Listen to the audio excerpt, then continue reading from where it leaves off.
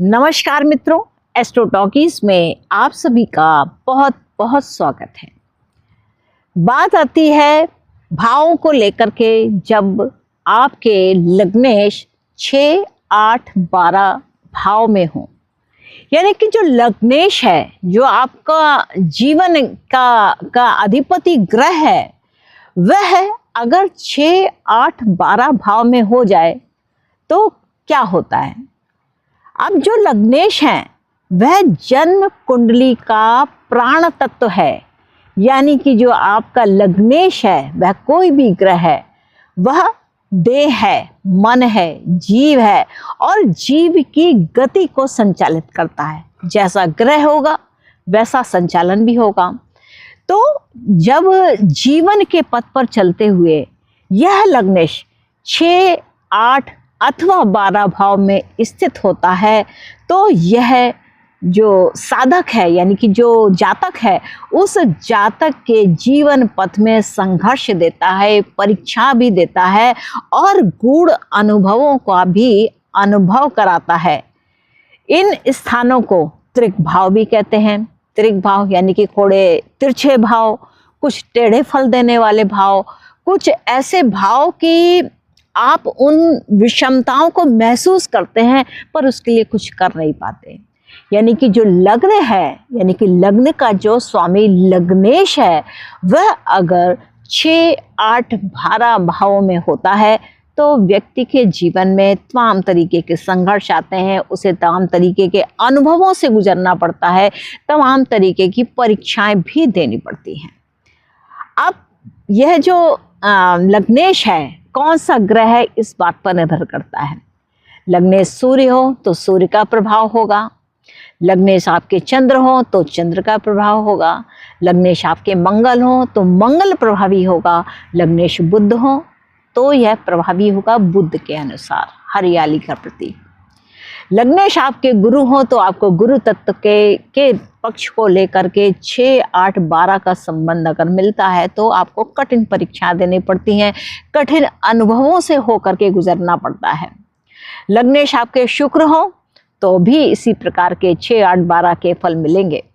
और लग्नेश यदि शनि है तो भी आपको शनि के अनुसार फल अनुभूति होंगे। अब जैसे लग्नेश आपके छठे भाव में हो, अब छठा भाव क्या कहता है? छठा भाव कहता है मैं आपको रोग देता हूँ, मैं आपको ऋण देता हूँ और मैं आपको अपनी जो डेली जो आपके कार्य श्रेणी है उस श्रेणी में संघर्ष भी देता हूँ। यानी कि आपकी जो दिनचर्या है, आपके जीवन की जो डायरी है, उसमें बहुत सारे संघर्ष और कठिनाइयाँ, परीक्षाएं हर समय आती हैं।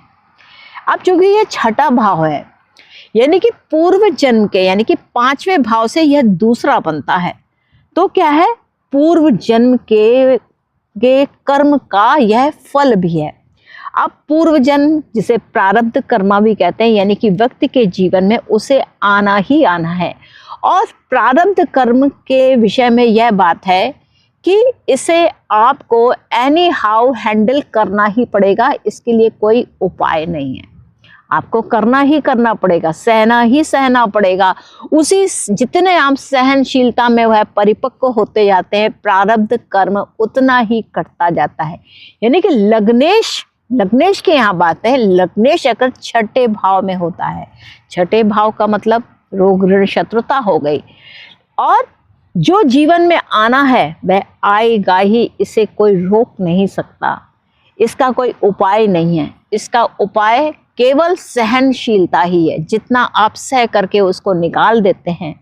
यानी कि उस अवधि को, जिस समय यह लग्नेश की छठे भाव से संबंधित महादशा या अंतरदशा चलती हो, तो उस समय पे सिवाय सहने के और कोई दूसरा कर्म नहीं है।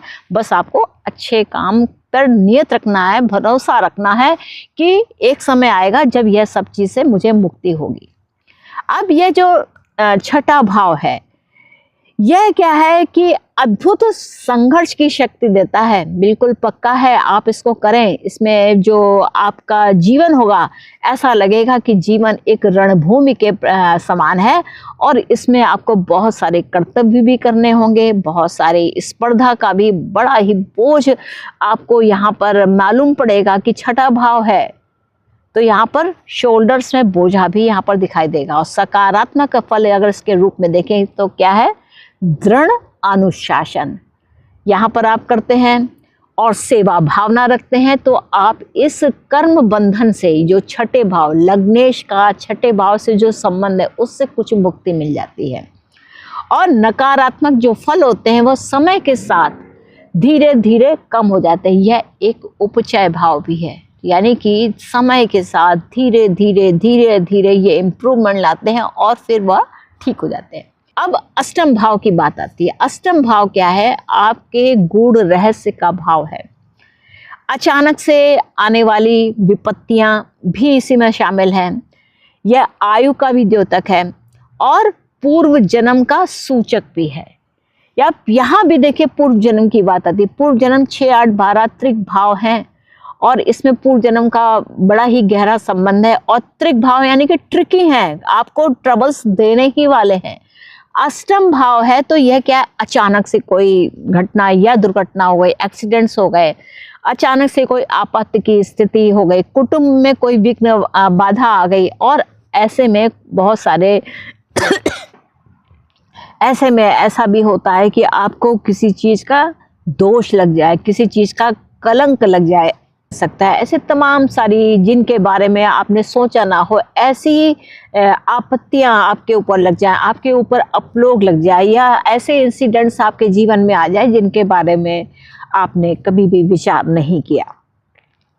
तो यह जो अष्टम भाव से संबंध जब लग्नेश का होता है तो जीवन बड़ा ही चुनौतीपूर्ण हो जाता है। आपको अनेक नाना प्रकार की चुनौतियां आपके उस समय पर आती हैं, और इसके साथ साथ ही आप ज्योतिष या तंत्र या मंत्र की ओर आप आकर्षित भी होते हैं, क्योंकि आप उस गूढ़ तत्व को जानना चाहते हैं कि आखिर ऐसा क्यों हो रहा है। तो इसलिए आपका जो रुझान है वह ज्योतिष की ओर हो जाता है, वह अध्यात्म की ओर भी चला जाता है, और आप सोचते हैं कि मैं कुछ गहराइयों को आखिर समझूं कि आखिर मेरे जीवन में इस तरीके की चीज़ें क्यों आई हैं। तो यह जो इसका अष्टम भाव यानी कि लग्नेश का जब अष्टम भाव से संबंध, आप देखेंगे कि कुछ ज्योतिषी जो हैं वह समय के साथ बड़े ही गहरे रहस्यों को समझ पाने में सफल होते हैं और दुनिया के सामने प्रकाशित भी करते हैं। यह अप्रत्याशित फलों को देने वाला होता है। अगर हम सकारात्मक पहलू को से देखें तो इसमें क्या है कि पुनः पुनः आप जब भी विपत्तियां आती हैं तो आप अचानक से आपको एक सहन शक्ति होती है, और उस सहन शक्ति के द्वारा आप पुनः उठ खड़े हुए होते हैं। यानी कि आपको भगवान की कृपा भी कहीं ना कहीं मिल रही होती है। आप उस कृपा के अनुसार आप अपने को पुनः खड़ा कर लेते हैं। स्थितियाँ तो यूं ही ऐसी लगती है कि जैसे कि बस अब तो जान ही चली गई, यानी कि अब यह कुछ भी संभलने वाला नहीं। लेकिन एक अदृश्य शक्ति होती है, वह आपके साथ काम करती है और आपको वह शक्ति देती है, और आप जिससे पुनः खड़े हो जाते हैं। अष्टम भाव अगर नकारात्मक पहलुओं को देखें तो क्या है, यहाँ पर जीवन के अंत को भी देता है, यानी कि आयु में दुर्बलता भी देता है, और दीर्घकालिक रोग जब छठे और आठवें का आपसी संबंध हो तो यहाँ पर ऐसा भी होता है, और ससुराल पक्ष से विवाद बना ही रहता है। यह भी एक बहुत गहरी बात है। तो यहाँ पर अगर दुर्बलता होती है, यानी कि लग्नेश अगर अष्टम भाव में कि नीचगत भाव में चले, नीच राशि में चले जाएं, या वह अपने उनको कोई शुभ ग्रह की दृष्टि नहीं प्राप्त है, वह स्वयं खड़े नहीं हो पा रहे हैं, तो ऐसी स्थिति में इसे लग्नेश को दुर्बल कहा जाता है। तो ऐसी स्थिति में आयु थोड़ी कम हो जाती है, और यहाँ पर आपको नई चीज़ों को शुरू करने में बहुत समय लगता है। आप उसको खड़ा ही नहीं कर पाते हैं, आपको बिल्कुल आत्मा आपकी कमज़ोर हो जाती है। और यह भी याद रखना चाहिए कि अगर किसी चीज़ का अंत होता है तो उसी के साथ एक शुरुआत भी होती है। तो यहाँ पर आप यह देखना कि अगर कोई भी चीज़ है, जैसे सपोज कर लीजिए कि एक फ्रूट है, उस फ्रूट को जब खा लिया जाता है तो केवल बीज और छिलका बचता है, लेकिन उस बीज में ऐसी भी शक्ति होती है कि वह पुनः एक पेड़, वृक्ष या पौधे के रूप में आ सकती है। वही छिलका है, उसका जो नया जीवन होता है तो वह खाद्य के रूप में हो सकता है, आपके तमाम क्रीम लोशन बनाने के उसमें उपयोग हो सकता है। जैसे अभी एक ये है, देखिए संतरे का छिलका है, तो इसका प्रयोग, यानी कि यह छिलका वैसे तो यूजलेस है, लेकिन इसके साथ साथ सौंदर्य प्रसाधनों में इसका प्रयोग करके कुछ क्रीम बना सकते हैं, कुछ उपटन बना सकते हैं, कुछ खुशबूदार चीज़ें भी बनाई जा सकती हैं। तो इस प्रकार का यहाँ पर यह भाव हमें देखने को मिलता है, यह अष्टम भाव से। अब यदि लग्नेश आपके द्वादश भाव में हो जाए, यानी कि 12वें भाव में हो जाए, तो यह क्या करता है, मोक्ष से संबंध देता है, आपका विदेशों से संबंध रखता है, आपके खर्चे बढ़ाता है, आप एकांतवासी हो जाते हैं और आपको आत्म विमुक्ता भी देता है, लेकिन कहीं ना कहीं आपके अंदर यह भी शक्ति देता है कि आप स्वयं उन विभिन्न और विपरीत परिस्थितियों में भी अपने आप को सक्षम कर पाते हैं। चुनौतियां कैसी होती हैं, जैसे चुनौतियां ऐसे होंगी जैसे वित्तीय हानि हो गई, या बुरा हो तो व्यसन लग जाता है, कारावास भी हो सकता है, या फिर संसार की जो माया है उससे थोड़ी सी दूरी हो सकती है, यानी कि केतु इफेक्ट आ जाता है कि आप इस संसार की लीला से थोड़ा सा दूर भी रहते हैं। और बलवान हो तो यहाँ पर क्या, आध्यात्मिक प्रगति होती है, विदेशों में सफलता मिलती है और एक दिव्य अनुभूति प्राप्त होती है कि भले ही मैं अपने देश में नहीं हूँ, लेकिन मैं कहीं बाहर भी हूँ तो भी मैं अपना जो मनचाहा काम है मैं उसे कर पा रहा हूँ अथवा कर पा रही हूँ। सकारात्मक पहलुओं को देखें तो यहाँ पर क्या है, करुणा का जन्म है, दया का जन्म है, और साथ में मानसिक शांति भी है, परोपकार की भावना होती है, दान वगैरह चलता है, और इसके साथ साथ मोक्ष मार्ग भी प्रशस्त होता है। लेकिन अगर निगेटिव हो तो क्या हो, मानसिक अशांति हो जाएगी, नींद का दोष हो जाएगा, यानी कि रात को नींद आती ही नहीं, व्यय बहुत बढ़ जाएगा, खर्चा अधिक बढ़ जाएगा, और यहाँ पर आपका जो आकर्षण है वह बहुत ही अलग तरीके का होगा, यानी कि जो समसामाजिक शुभ चीज़ें होती हैं उसमें नहीं होगा। अब कुल मिलाकर के अगर दृष्टिगत तीनों का अगर सार निकालें तो यहाँ पर क्या है, षष्ठ भावगत जो लग्नेश होता है वह आपको एक सशक्त योद्धा बनाता है। तो देखिए, आप संघर्षों से जब जीतना सीख जाते हैं तो एक बड़े योद्धा के रूप में निखर करके आते हैं। तो यही वह उपचय है कि धीरे धीरे समय के साथ आप अपने आप को निखारते हैं और निखार करके बड़े हो जाते हैं, और अपने जितने भी संकट आते हैं उन सब संकटों से आप ऊपर निकल जाते हैं। अष्टम भाव की देखिए क्या बात है कि अष्टम भावगत जब लग्नेश होता है तो साधक परिवर्तनशील साधक बनता है, कि जैसे कहीं पर वह हारा तो अचानक से उसको होता है कि नहीं, कैसे भी हो मुझको जीत लेना है, तो वह जीतने का प्रयास करता है और अपने आप को वह बहुत ही सफल बनाने का प्रयास करता है, पूरी कोशिश करता है कि मैं कितना भी गड्ढे में गिर जाऊं पर उससे मुझे निकलना ही है, यानी कि संकट का द्वार कितना भी कठिन हो जाए पर मुझको फिर से जीत करके खड़ा होना है, ये अष्टम भाव देता है।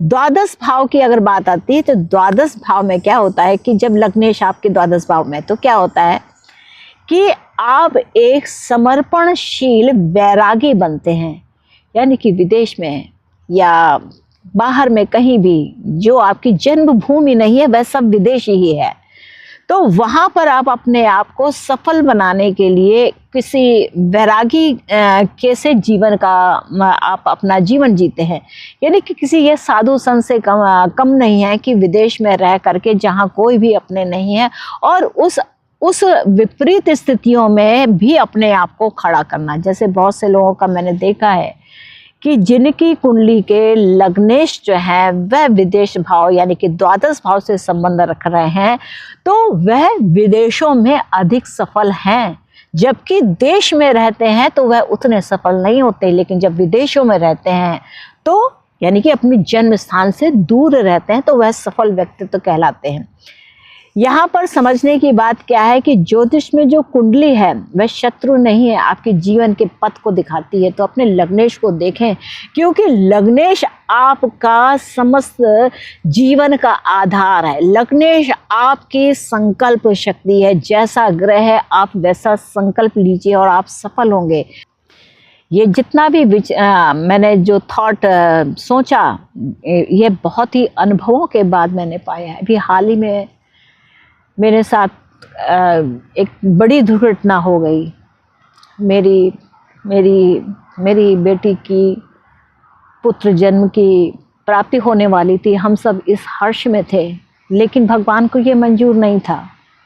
तो ये कहीं ना कहीं हमारे कर्म का लेखा जोखा था जो हमारे जीवन में आया, और उसने हमें जो अनुभव कराए, जो चीज़ें हम लोगों ने महसूस की, हमारे पूरे परिवार ने महसूस की, वह बहुत ही कष्टदायक था। और जहां हम हर्ष उल्लास की बात सोच रहे थे, वहां पर ही हमें दुखों के अनुभवों से गुजरना पड़ा। लेकिन चूंकि ये तो समय का फेर है, जीवन में आते हैं जाते हैं, 6, 8, 12 का निश्चय ही कुछ ऐसा संबंध है जो हमें यह अनुभव कराया। और उम्मीद है कि आगे आने वाले वर्षों में हम इस संकट से उबर पाएंगे। तो ये एक दृष्टिकोण है कि 6, 8, 12 आपके जीवन में किस प्रकार से अचानक से आ जाते हैं। हर चीज़ बहुत खुशहाल थी, सब कुछ सही था, लेकिन फिर भी 6, 8, 12 का हमें संबंध मिला। तो मित्रों, ये है लग्नेश से संबंधित। ऐसे ही द्वादशेश है, पुत्रेश है, कर्मेश है, उनका भी 6, 8, 12 का इस प्रकार से संबंध देखा जा सकता है। तो मित्रों, आशा करती हूँ कि आपको मेरा यह एपिसोड अच्छा लगा होगा, और आपने मेरे इस एपिसोड को अगर पसंद किया है तो कृपया चैनल को लाइक कीजिए, इसको शेयर कीजिए, सब्सक्राइब कीजिए। मिलेंगे नेक्स्ट एपिसोड में किसी और विषय के साथ। तब तक के लिए नमस्ते, और मेरा चैनल जरूर सब्सक्राइब कर लीजिए।